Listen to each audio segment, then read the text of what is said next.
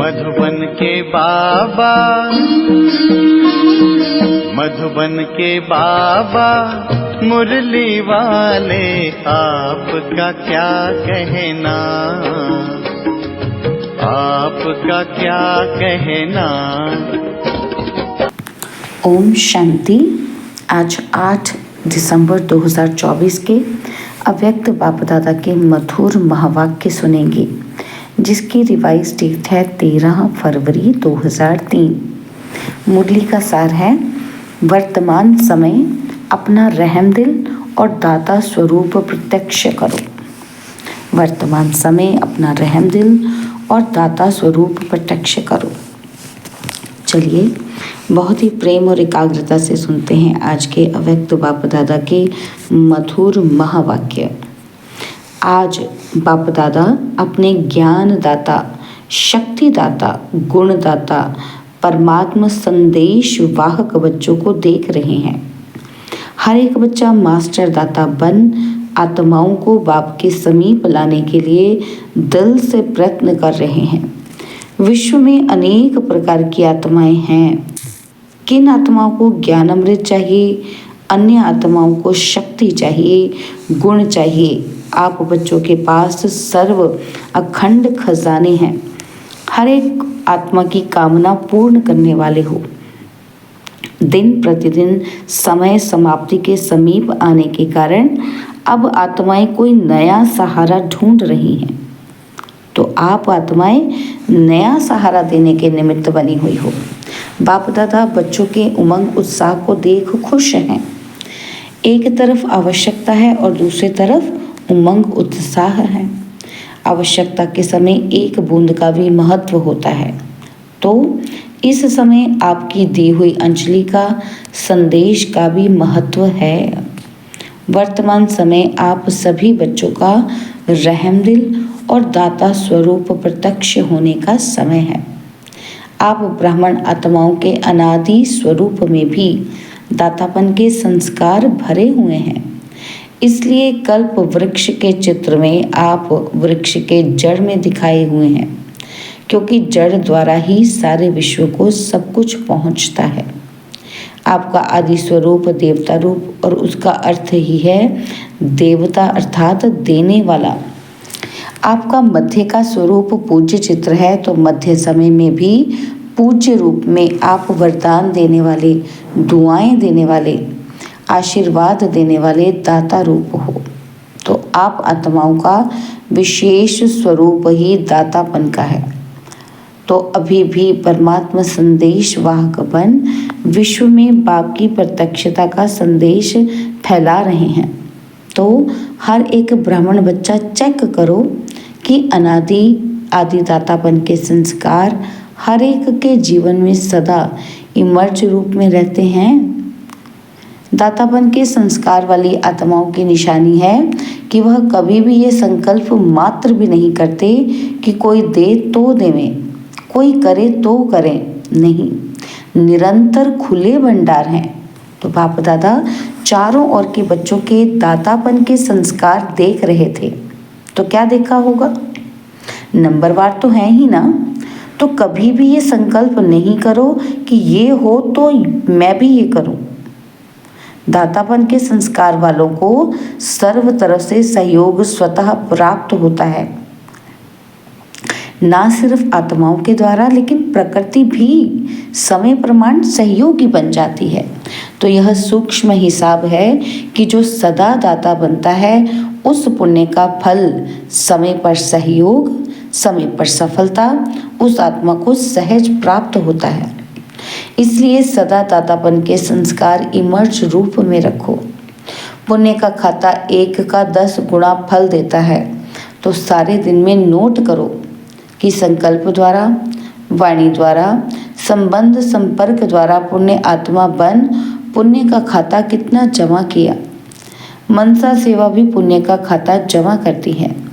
वाणी द्वारा किसी कमजोर आत्मा को खुशी में लाना, परेशान को शान की स्मृति में लाना, दिल शिकस्त आत्मा को अपनी वाणी द्वारा उमंग उत्साह में लाना, संबंध संपर्क से आत्मा को अपने श्रेष्ठ संग का रंग अनुभव कराना, इस विधि से पुण्य का खाता जमा कर सकते हो। इस जन्म में इतना पुण्य जमा करते हो जो आधा कल्प पुण्य का फल खाते हो, और आधा कल्प आपके जड़ चित्र पापी आत्माओं को वायुमंडल द्वारा पापों से मुक्त करते हैं। पतित तो पावनी बन जाते हो। तो बाप दादा हर एक बच्चे का जमा हुआ पुण्य का खाता देखते रहते हैं। बाप दादा वर्तमान समय का बच्चों का सेवा का उमंग उत्साह देख खुश हो रहे हैं। मेजॉरिटी बच्चों में सेवा का उमंग अच्छा है। सभी अपने अपनी तरफ से सेवा का प्लान प्रैक्टिकल में ला रहे हैं। इसके लिए बाप दादा दिल से मुबारक दे रहे हैं। अच्छा कर रहे हैं और अच्छा करते रहेंगे। सबसे अच्छी बात यह है कि सभी का संकल्प और समय बिजी हो गया है। हर एक को ये लक्ष्य है कि चारों ओर की सेवा से अभी उल्हाने को पूरा जरूर करना है। ब्राह्मणों के दृढ़ संकल्प में बहुत शक्ति है। अगर ब्राह्मण दृढ़ संकल्प करें तो क्या नहीं हो सकता, सब हो जाएगा। सिर्फ योग को ज्वाला स्वरूप बनाओ। योग ज्वाला स्वरूप बन जाएगा तो ज्वाला के पीछे आत्माएं स्वतः ही आ जाएंगी, क्योंकि ज्वाला अर्थात लाइट मिलने से उनको रास्ता दिखाई देगा। अभी योग तो लगा रहे हैं, लेकिन योग ज्वाला रूप होना है। सेवा का उमंग उत्साह अच्छा बढ़ रहा है, लेकिन योग में ज्वाला रूप अभी अंडरलाइन करनी है। आपकी दृष्टि में ऐसी झलक आ जाए जो दृष्टि से कोई ना कोई अनुभूति का अनुभव करे। बाप दादा को फॉरेन वालों ने यह जो सेवा की थी कौन सी, कॉल ऑफ टाइम, वो कहते कॉल ऑफ टाइम वालों की उसकी विधि अच्छी लगी कि छोटे से संगठन को समीप लाया। ऐसे हर जोन हर सेंटर अलग अलग सेवा कर तो रहे हो, लेकिन कोई सर्व वर्गों का संगठन बनाओ। बाप दादा ने कहा था कि बिखरी हुई सेवा बहुत है, लेकिन बिखरी हुई सेवा से कुछ समीप आने वाली योग्य आत्माओं का संगठन चुनो और समय प्रति समय उस संगठन को समीप लाते रहो और उन्हों को सेवा का उमंग बढ़ाओ। बाप दादा देखते हैं कि ऐसी आत्माएं हैं, लेकिन अभी वह पावरफुल पालना संगठित रूप में नहीं मिल रही है। अलग अलग यथाशक्ति पालना मिल रही है। संगठन में एक दो को देखकर भी उमंग आता है कि यह ये कर सकता है और मैं भी कर सकता हूँ, है ना। क्या देखकर उमंग आता है कि अगर ये कर सकता है तो मैं भी कर सकता हूँ, मैं भी करूँगा, तो उमंग आता है। बाप दादा अभी सेवा का प्रत्यक्ष संगठित रूप देखना चाहते हैं। मेहनत अच्छी कर रहे हो, हर एक अपने वर्ग की, एरिया की, जोन की, सेंटर की कर रहे हो। बाप दादा खुश होते हैं। बाबा कहते हैं अब कुछ सामने लाओ। प्रवृत्ति वालों का भी उमंग बाप दादा के पास पहुंचता है और डबल फॉरेनर्स का भी डबल कार्य में रहते सेवा में स्वयं के पुरुषार्थ में उमंग अच्छा है। यह देख करके भी बाप दादा खुश है। ब्राह्मण आत्माएं वर्तमान वायुमंडल को देख विदेश में डरते तो नहीं है कि कल क्या होगा, कल क्या होगा। बाबा कहते ये तो नहीं सोचते हैं, कल होगा अच्छा ही होगा, अच्छा है और अच्छा ही होना है। जितनी दुनिया में हलचल होगी उतनी ही आप ब्राह्मणों की स्टेज अचल होगी। ऐसे है ऐसे तो डबल विदेशी हलचल है या अचल है? अचल हैं। हलचल में तो नहीं है ना। जो अचल हैं वह हाथ उठाओ। अचल हैं। तो बाबा कहते कल कुछ हो जाए तो भी अचल है ना। क्या होगा? कुछ नहीं होगा। क्या कहते बाबा? कुछ नहीं होगा। आप ब्राह्मणों के ऊपर परमात्मा छत्र छाया है। जैसे वाटरप्रूफ, कितना भी वाटर हो लेकिन वाटरप्रूफ द्वारा वाटरप्रूफ हो जाते हैं, तो ऐसे ही कितनी भी हलचल हो लेकिन ब्राह्मण आत्माएं परमात्मा छत्र छाया के अंदर सदा प्रूफ हैं। बेफिक्र बादशाह हो ना कि थोड़ा थोड़ा फिक्र है क्या होगा, नहीं, बेफिक्र स्वराज्य अधिकारी बन, बेफिक्र बादशाह बन, अचल अडोल सीट पर सेट रहो। सीट से नीचे नहीं उतरो, अपसेट होना अर्थात सीट पर सेट नहीं है तो अपसेट हैं। सीट पर सेट जो हैं वह स्वप्न में भी अपसेट नहीं हो सकता। तो माताएं क्या समझती हो? सीट पर सेट होना बैठना आता है? हलचल तो नहीं होती है ना? बाप दादा कंबाइंड हैं। जब सर्वशक्तिमान आपके कंबाइंड हैं तो आपको क्या डर है? अकेले समझेंगे तो हलचल में आएंगे, कंबाइंड रहेंगे तो कितनी भी हलचल हो लेकिन आप अचल रहेंगे। ठीक है माताएं? ठीक है ना? कंबाइंड है ना? अकेले तो नहीं। बाप की जिम्मेवारी है। अगर आप सीट पर सेट हो तो बाप की जिम्मेवारी है, अपसेट हो तो फिर आपकी जिम्मेवारी है। तो बाबा ने कहा कि आत्माओं को संदेश द्वारा अंजलि देते रहेंगे तो दाता स्वरूप में स्थित रहेंगे। तो दातापन के पुण्य का फल शक्ति मिलती रहेगी। दातापन का पुण्य का फल क्या होगा? उसका रिजल्ट क्या होगा? शक्ति। तो बाबा कहते वो मिलती रहेगी। चलते फिरते अपने को आत्मा करावनहार है और यह कर्मेंद्रियां करनहार कर्मचारी हैं। यह आत्मा की स्मृति का अनुभव सदा इमर्ज रूप में हो। ऐसे नहीं कि मैं तो हूँ ही आत्मा, नहीं, स्मृति में इमर्ज हो। मर्ज रूप में रहता है लेकिन इमर्ज रूप में रहने से वह नशा, खुशी और कंट्रोलिंग पावर रहती है। मज़ा भी आता है। क्यों? क्योंकि साक्षी हो, कर्म कराते हो। तो बार बार चेक करो कि करावनहार होकर कर्म करा रही हूँ। जैसे राजा अपने कर्मचारियों को ऑर्डर में रखते हैं, ऑर्डर से कराते हैं, ऐसे आत्मा करावनहार स्वरूप की स्मृति में रहे तो सर्व कर्मेंद्रियां ऑर्डर में रहेंगी। माया के ऑर्डर में नहीं रहेंगी, आपके ऑर्डर में रहेंगी। नहीं तो माया देखती है कि करावनहार आत्मा अलबेली हो गई है तो माया ऑर्डर करने लगती है। कभी संकल्प शक्ति, कभी मुख की शक्ति माया के ऑर्डर में चल पड़ती है। इसलिए सदा हर कर्मेंद्रियों को अपने ऑर्डर में चलाओ। ऐसे नहीं कहेंगे कि चाहते तो नहीं थे लेकिन हो गया। जो चाहते हैं वही होगा। अभी से राज्य अधिकारी बनने के संस्कार भरेंगे तब ही वहाँ राज्य चलाएंगे। स्वराज्य अधिकारी की सीट से कभी भी नीचे नहीं आओ। अगर कर्मेंद्रियां ऑर्डर पर रहेंगी तो हर शक्ति भी आपके ऑर्डर में रहेगी। जिस शक्ति की जिस समय आवश्यकता है उस समय जी हाजिर हो जाएगी। ऐसे नहीं कि काम पूरा हो जाए और आप ऑर्डर करो, सहन शक्ति आओ और काम पूरा हो जाए वो फिर आए। हर शक्ति आपके ऑर्डर पर जी हाजिर होगी क्योंकि यह हर शक्ति परमात्मा देन है। तो परमात्मा देन आपकी चीज़ हो गई तो अपनी चीज़ को कैसे भी यूज़ करो, जब भी यूज़ करो। तो ऐसे ही यह सर्व शक्तियाँ आपके ऑर्डर पर रहेंगी, सर्व कर्मेंद्रियाँ आपके ऑर्डर पर रहेंगी। इसको कहा जाता है स्वराज्य अधिकारी, मास्टर सर्वशक्तिवान। ऐसे हैं पांडव, हैं पांडव ऐसे। तो मास्टर सर्वशक्तिवान भी हैं और स्वराज्य अधिकारी भी हैं। ऐसे नहीं कहना कि मुख से निकल गया। किसने ऑर्डर दिया जो निकल गया? देखना नहीं चाहते थे, देख लिया। करना नहीं चाहते थे, कर लिया। ये किसके ऑर्डर पर होता है? इसको अधिकारी कहेंगे या अधीन कहेंगे? तो अधिकारी बनो, अधीन नहीं। अच्छा, बाप दादा कहते हैं जैसे अभी मधुबन में सब बहुत बहुत खुश हो, ऐसे ही सदा खुश आबाद रहना। रूहे गुलाब हैं। देखो चारों ओर देखो, सभी रूहे गुलाब खिले हुए गुलाब हैं, मुरझाए हुए नहीं हैं, खिले हुए गुलाब हैं। तो सदा ऐसे ही खुश नसीब और खुशनुमा चेहरे में रहना। कोई आपके चेहरे को देखे तो आपसे पूछे कि क्या मिला है आपको, बड़े खुश हो। हर एक का चेहरा बाप का परिचय दे।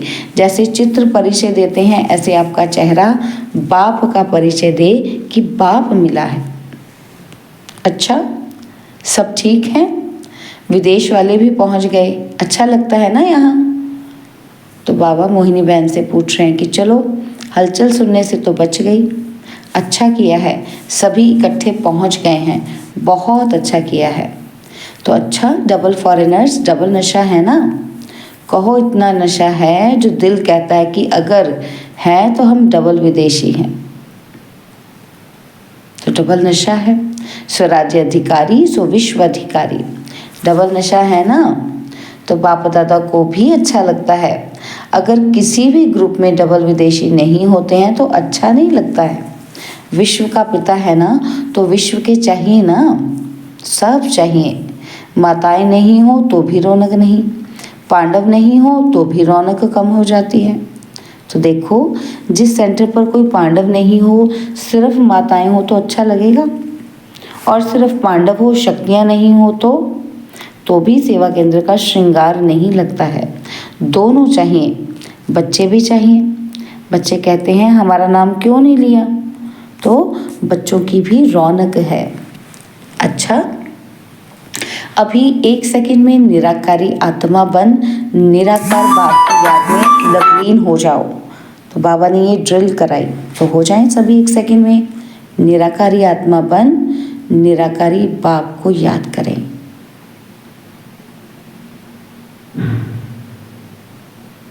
चारों ओर के सर्व स्वराज्य अधिकारी, सदा साक्षीपन की सीट पर सेट रहने वाली अचल अडोल आत्माएं, सदा दातापन की स्मृति से सर्व को ज्ञान शक्ति गुण देने वाले रहमदिल आत्माओं को, सदा अपने चेहरे से बाप का चित्र दिखाने वाले श्रेष्ठ आत्माओं को, सदा खुशनसीब खुशनुमा रहने वाले रूहे गुलाब रूहानी गुलाब बच्चों को बाप दादा का याद प्यार और नमस्ते। हम रूहानी बच्चों की रूहानी बाप दादाजी को दिलवा जान सिकवा प्रेम से नमस्ते। ओम शांति। प्यारे बाबा, मीठे बाबा, मेरे बाबा, शुक्रिया बाबा, शुक्रिया बाबा, शुक्रिया। तो बाप दादा दादियों से बात कर रहे हैं। तो सेवा के साथ सब तरफ 108 घंटे योग के अच्छे प्रोग्राम चल रहे हैं। इस योग ज्वाला से ही विश्व ज्वाला फोर्स में आएगी, विनाश ज्वाला फोर्स में आएगी। क्या कहा बाबा ने? योग की ज्वाला से ही विनाश ज्वाला फोर्स में आएगी। अभी देखो, बनाते हैं प्रोग्राम, फिर सोच में पड़ जाते हैं। योग से विकर्म विनाश होंगे, पाप कर्म का बड़ा बोझ भस्म होगा, सेवा से पुण्य का खाता जमा होगा। तो पुण्य का खाता जमा कर रहे हैं, लेकिन पिछले जो कुछ संस्कार का बोझ है वह भस्म योग ज्वाला से होगा। जो पुराना बोझ है ना, वो कैसे भस्म होगा? योग ज्वाला से होगा, साधारण योग से नहीं। तो अभी क्या है, योग तो लगाते हैं लेकिन पाप भस्म होने का ज्वाला रूप नहीं है, इसलिए थोड़ा टाइम खत्म होता है फिर निकल आता है। इसलिए रावण को देखो, मारते हैं, जलाते हैं, फिर हड्डियां भी पानी में डाल देते हैं कि बिल्कुल भस्म हो जाए। पिछले संस्कार, कमज़ोर संस्कार बिल्कुल भस्म हो जाएं। भस्म नहीं हुए हैं, मरते हैं लेकिन भस्म नहीं होते हैं, और मरने के बाद फिर जिंदा हो जाते हैं। तो भस्म हो जाए तो राख बन जाती है ना, तो राख में तो कुछ भी नहीं उग सकता। तो इसलिए बाबा कहते क्या करना है? भस्म करने हैं, नहीं तो क्या होगा? फिर से जिंदा हो जाएंगे। संस्कार परिवर्तन से संसार परिवर्तन होगा। अभी संस्कारों की लीला चल रही है। संस्कार बीच बीच में इमर्ज होते हैं ना, नाम निशान खत्म हो जाए, संस्कार परिवर्तन, यह है विशेष अंडरलाइन की बात। संस्कार परिवर्तन नहीं है तो व्यर्थ संकल्प भी है, और व्यर्थ समय भी है, व्यर्थ नुकसान भी है, होना तो है ही। संस्कार मिलन की महारास गाई हुई है, अभी रास होती है, महारास नहीं हुई है। तो महारास क्यों नहीं होती? बाबा कहते क्योंकि अंडरलाइन नहीं है, दृढ़ता ही नहीं है, अलवेलापन भिन्न भिन्न प्रकार का है। अच्छा, तो बाबा ने वरदान दिया, कर्मयोगी बन हर संकल्प, बोल और कर्म श्रेष्ठ बनाने वाले निरंतर योगी भव। कर्मयोगी बन हर संकल्प, बोल और कर्म श्रेष्ठ बनाने वाले निरंतर योगी भव। कर्मयोगी आत्मा का हर कर्म योग युक्त युक्ति युक्त होगा। अगर कोई भी कर्म युक्ति युक्त नहीं होता तो समझो योग युक्त नहीं है। अगर साधारण व व्यर्थ कर्म हो जाता है तो निरंतर योगी नहीं कहेंगे। कर्मयोगी अर्थात हर सेकंड, हर संकल्प, हर बोल सदा श्रेष्ठ हो। श्रेष्ठ कर्म की निशानी है स्वयं भी संतुष्ट और दूसरे भी संतुष्ट। ऐसी आत्मा ही निरंतर योगी बनती है। स्लोगन है स्वयं प्रिय, लोकप्रिय और प्रभु प्रिय आत्मा ही वरदानी मूर्त है। स्वयं प्रिय, लोकप्रिय और प्रभु प्रिय आत्मा ही वरदानी मूर्त है। ओम शांति।